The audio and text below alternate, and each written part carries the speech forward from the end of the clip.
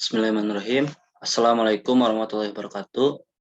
Perkenalkan, nama saya Aditya Sareja Apandi, NRP 23 2017 021,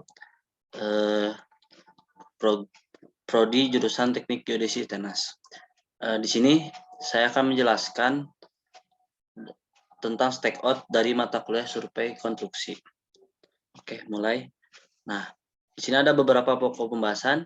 Yang pertama ada stake out itu sendiri, kemudian ada stake out kegiatan konstruksi, dan yang terakhir langkah-langkah dalam kegiatan stake out. Oke. Stake out. Stake out adalah metode memindahkan titik atau koordinat yang ada di peta rencana ke kondisi asli di lapangan. Kemudian, pengukuran stake out pekerjaan konstruksi diperlukan dalam rangka perhitungan mutual check 0%, yaitu melakukan pengukuran ulang sesuai gambar perencanaan berdasarkan kondisi existing lapangan. Cara pengukuran dan alat yang digunakan sedapat mungkin sama dengan yang sudah dilaksanakan sebelumnya.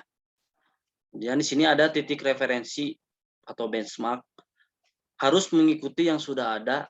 Bila diperlukan, maka dilakukan pemasangan benchmark tambahan. Stake out juga bermanfaat untuk memperbaiki atau mengkoreksi terhadap peta yang sudah ada. Oke, next.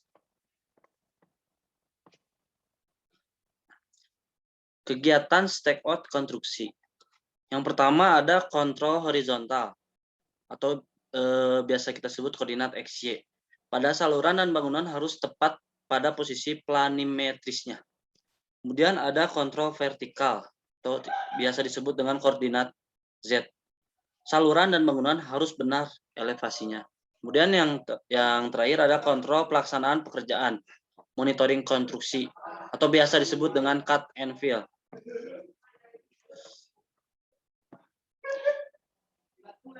Kemudian ada langkah-langkah dalam kegiatan stake out adalah sebagai berikut. Yang pertama, pekerjaan stake out dilakukan oleh surveyor dari kontraktor dan terperiksa oleh tim pengawas. Kemudian yang kedua, peralatan yang diperlukan akan disediakan oleh kontraktor. Banyaknya maupun tipenya akan dicantumkan dalam spesifikasi khusus. Kemudian ada patok-patok titik tetap benchmark yang direferensikan dipergunakan untuk stake out. Dicantumkan pada gambar, lokasi, dan elevasi dari patok-patok referensi tersebut juga diuraikan dalam spesifikasi khusus sebagai tambahan. Kemudian di sini penyedia jasa atau disebut kontraktor harus memberikan keterangan tentang lokasi dan detail dari BM lain yang dipasangnya. Kemudian patok dipasang sesuai jarak profil pada gambar. Elevasi berpedoman dari benchmark yang telah ditetapkan atau ditentukan. Stake out dilaksanakan juga untuk menentukan posisi atau letak fondasi bangunan. Nah, pada awalnya, penyedia jasa dan direksi mengadakan pemeriksaan bersama ke letak atau ke lokasi titik tetap yang ditetapkan sebagai pedoman elevasi yang akan dibawa ke lokasi pekerjaan. Dalam hal, misalnya untuk pekerjaan konstruksi irigasi, bisa saja terjadi lokasi awal pengambilan jauh dari lokasi pekerjaan. Adapun yang dekat dengan lokasi pembuatan bangunan, bisa mengambil benchmark awal dari daerah sekitar yang telah ditentukan. Kemudian setelah ditentukan bersama berdasarkan kesepakatan letak pengambilan benchmark, dipindahkan si benchmark ke lokasi pekerjaan secara bertahap. Nah, tahapannya yang pertama, pengukuran dengan alat waterpass, dimulai pengambilan elevasi dari BM awal, dipindahkan secara bertahap atau berurutan dengan alat bak ukur dan patok-patok pembantu. Demikian seterusnya setiap jarak 50 meter sampai dengan lokasi pekerjaan. Nah, kemudian pada lokasi pekerjaan, untuk TBM kedua setelah dari BM awal, diukur ulang menuju ke BM awal dengan melalui bantuan-bantuan patok yang telah ada.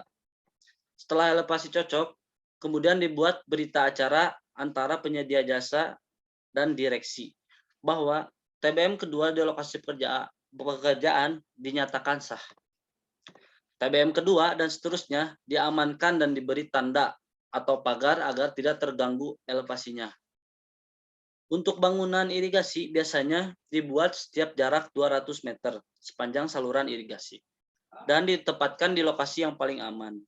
Karena apabila terjadi TBM yang terganggu, maka hal ini akan sangat mempengaruhi elevasi atau debit aliran air irigasi. Patok-patok beton tersebut ditanam secara permanen dan vertikal.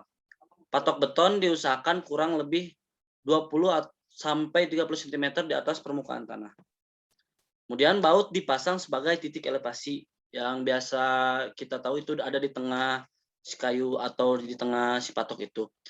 Kelihatannya hanya kepala bautnya saja. Nah, kemudian letak benchmark betul-betul harus aman dari gangguan orang, hewan, dan gangguan lainnya. Bila perlu diberi pagar agar aman. Kemudian penulisan elevasi pada tiap-tiap BM atau BTM harus jelas. Dibuat daftar untuk dibuat berita acara. Next. Sekian pemaparan dari saya. Mohon maaf bila banyak kekurangan dan kesalahan. Assalamualaikum warahmatullahi wabarakatuh.